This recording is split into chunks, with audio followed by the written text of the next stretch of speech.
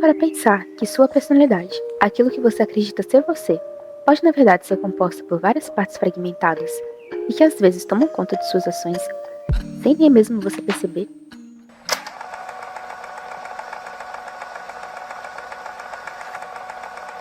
Jung destacou que as interações entre o ego e o mundo externo desempenham um papel essencial no desenvolvimento da nossa consciência. Essas colisões com o ambiente, se moderadas, funcionam como uma espécie de treino emocional, ajudando o ego a crescer. Como Jung coloca, essas experiências são como construir um músculo aplicando tensão, promovendo maior foco e autonomia. No entanto, nem todas as perturbações do ego vêm do mundo externo. Algumas emergem de dentro, do que Jung chama de inconsciente. Aqui entramos num terreno onde sonhos, emoções e impulsos irracionais dominam. É um lembrete poderoso de que, como Jung afirmou, os seres humanos são movidos tanto por forças psíquicas quanto pelo racional. Nossas escolhas frequentemente exploram emoções e imagens internas, e não apenas cálculos lógicos. Para mapear esse território interno, Jung desenvolveu a teoria dos complexos, inicialmente estudada por meio do experimento de associação de palavras. Imagine que a psique é como um sistema solar, onde a consciência do ego é a Terra, cercada pelo espaço do inconsciente. Neste espaço, os complexos, estruturas psíquicas carregadas de emoção, orbitam e influenciam nossos pensamentos e comportamentos. Esses complexos são evidências de experiências passadas, muitas vezes traumáticas, e continuam a moldar nosso presente. Jung investigou esses complexos, usando estímulos verbais cuidadosamente escolhidos, como palavras neutras e outras mais provocativas. Ele observava reações emocionais, tempos de respostas e até mudanças fisiológicas, como variações excitadas por um psicogalvanômetro.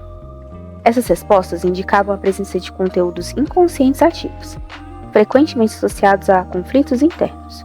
Como ele explicou, os complexos revelam a maneira como nossas emoções reprimidas nos afetam e influenciam nossa percepção da realidade. Essa abordagem científica levou Jung a entender que o inconsciente não é apenas um repositório de memórias reprimidas, mas um mundo ativo e dinâmico. Ele destacou que é impossível compreender o ser humano apenas pelo racional. Somos tanto criaturas que cogitam quanto sonhadoras. Para entender o que são os complexos e como eles influenciam nossas vidas, precisamos voltar às pesquisas iniciais de Jung com o experimento de associação de palavras. Ele observou que quando apresentava palavras de estímulo aparentemente simples, como mesa ou celeiro, as respostas dos participantes mostravam perturbações. Mas o que causava isso? Jung concluiu que certas palavras ativavam conteúdos inconscientes, relacionados a memórias reprimidas ou traumas. Essas perturbações eram sinais da presença de um complexo. Como ele definiu, um complexo é uma rede de memórias, fantasias e emoções enterradas no inconsciente, mas que têm energia própria e podem influenciar a consciência. Mas afinal, como esses complexos se manifestam? Ele notou que os complexos podem constelar, ou seja, se ativar, quando uma situação ou palavra toca em seus pontos sensíveis. Isso explica porque às vezes reagimos de maneira exagerada ou irracional. É como se uma força inconsciente assumisse o controle. Quando dizemos que uma pessoa está constelada, Jung explica que significa que ela está reagindo de uma forma emocionalmente previsível a partir de um complexo. Essas reações podem ir de uma leve até uma perda total de controle emocional, como quando alguém diz ou faz algo que depois se arrepende. Jung compara isso a estar sob o domínio de um demônio interior. É importante lembrar, no entanto, que todos os termos complexos, eles fazem parte de uma estrutura na psique humana. Os complexos têm energia própria e podem influenciar nossas ações e pensamentos, mesmo contra nossa vontade. Na terapia, identificar os complexos pode ser crucial. Eles apontam para os problemas emocionais mais profundos de um paciente e indicam que precisa ser trabalhado. Essa abordagem é especialmente útil em terapias de curto prazo, ajudando o paciente a lidar com seus pontos sensíveis de forma mais consciente. Ou seja, os complexos são como satélites que orbitam o ego, prontos para influenciar nossa consciência. Eles não são inimigos, mas sim aspectos da psique. que refletem experiências passadas, traumas e emoções não resolvidas. E reconhecê-los é o principal passo para integrá-los e reduzir seu impacto negativo. Como Jung disse, ao iluminar os complexos, trazemos à luz partes ocultas de nós mesmos e nos aproximamos da totalidade. Os níveis psíquicos do inconsciente nos mostram como esses complexos tradicionalmente vistos como fenômenos exclusivamente pessoais também podem ter origens e influências coletivas. Embora muitos complexos sejam formados a partir da história única de cada indivíduo, há também aqueles que nascem de traumas e padrões compartilhados por grupos familiares, culturais ou até geracionais. Como Jung observou, esses complexos pertencem a um coletivo e o indivíduo pega isso. Ou seja, mesmo em sociedades grandes e diversas, as experiências comuns, como os traumas escolares ou os desafios profissionais, geram complexos compartilhados por um grupo. Um exemplo, claro, é a formação de traumas coletivos, como a mentalidade de depressão, vivida por quem cresceu na década de 1930, ou os padrões psicológicos compartilhados pelos veteranos de guerra. Isso reflete o que Jung chamou de inconsciente cultural, uma camada intermediária entre o inconsciente pessoal e o inconsciente coletivo, onde traumas sociais e culturais moldam profundamente a psique individual. Esses complexos não surgem apenas por experiências diretas, mas também pela influência dos relacionamentos próximos, especialmente no ambiente familiar. Por meio de estudos, como experimento de associação de palavras, Jung encontrou padrões similares entre membros da mesma família, como ansiedades compartilhadas entre mães e filhas. Embora as influências culturais mais amplas, como o grupo de pares e a mídia, modifiquem essas estruturas ao longo da vida, os complexos familiares continuam como forças dominantes no inconsciente. Ele descreveu os complexos como imagens de uma certa situação psíquica fortemente acentuada emocionalmente, destacando que são subjetivos e pertencem ao mundo interno. Por exemplo, o complexo materno, ou imago materno, não é a mãe real, mas a representação psíquica dela. Assim, o complexo opera como uma espécie de corpo estranho animado, dentro da psique, com uma coerência interna e uma autonomia que desafiam o controle consciente. Essa autonomia explica por que muitas vezes repetimos padrões, escolhas e erros ao longo da vida. Na análise, a meta é trazer os complexos à luz da consciência para enfraquecer seu domínio e promover a integração. Jung também destacou que os efeitos dos complexos podem durar muito tempo, emergindo em ondas emocionais, mas que a psicoterapia pode reduzir essas perturbações, indicando uma maior força do ego. Mas como Jung disse, um complexo nunca pode ser completamente eliminado.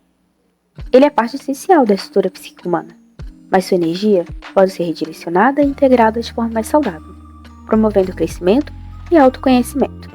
Os complexos também podem ser entendidos como fragmentos da personalidade, ou até subpersonalidades, evidenciando a vulnerabilidade da psique humana à fragmentação.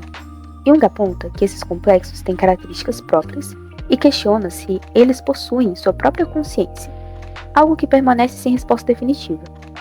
No entanto, é fato que eles têm um papel fundamental na associação, que varia de estados leves até condições graves, como transtornos de personalidade múltipla. Estar em complexo é uma forma de dissociação, onde o ego é tomado por uma consciência que parece estranha à pessoa. Nos casos mais graves, como transtornos de personalidade múltipla, o ego perde sua capacidade de integrar os fragmentos psíquicos, permitindo que cada complexo opere de forma quase independente, com identidades e até funções corporais distintas.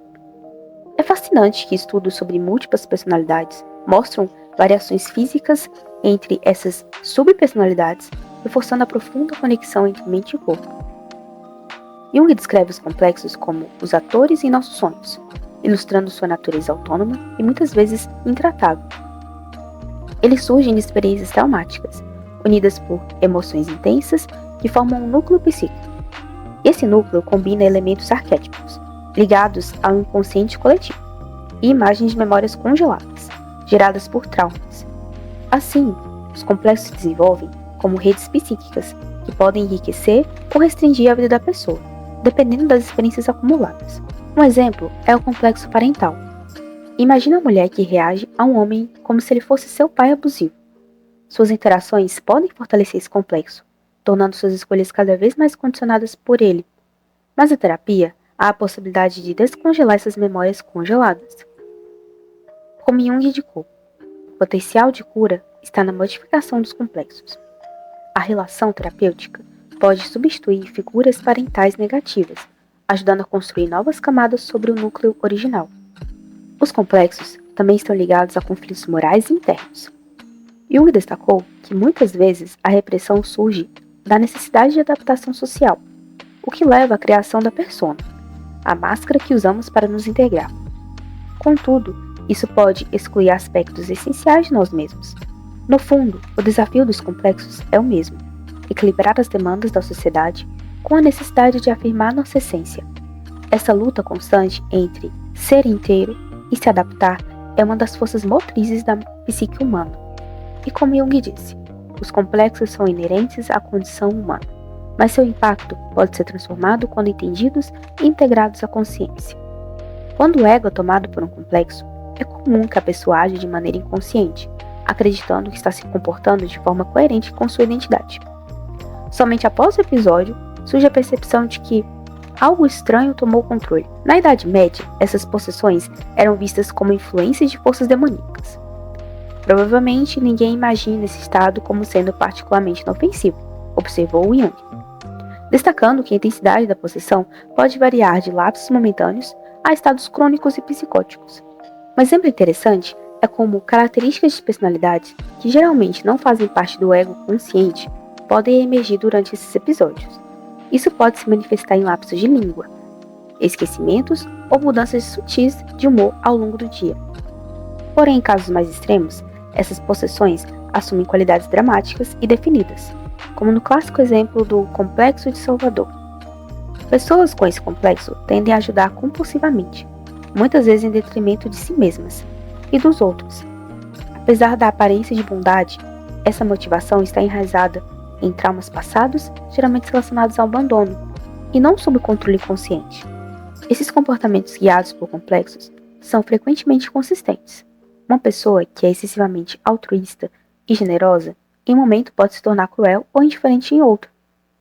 Isso ocorre porque outras subpersonalidades, ou complexos discendentes, competem pelo controle do ego. Essa alternância pode ser explicada pelo fenômeno que Jung chamou de enantiotromia, ou a reversão ao oposto. Por exemplo, um complexo de Cristo, marcado por espiritualidade e altruísmo, pode ser seguido por um complexo sombrio, voltado para o egoísmo e o materialismo. Essa dinâmica ilustra a natureza instável do ego, quando não consegue integrar os complexos. E esses complexos são forças poderosas, que moldam nossa psique e comportamento.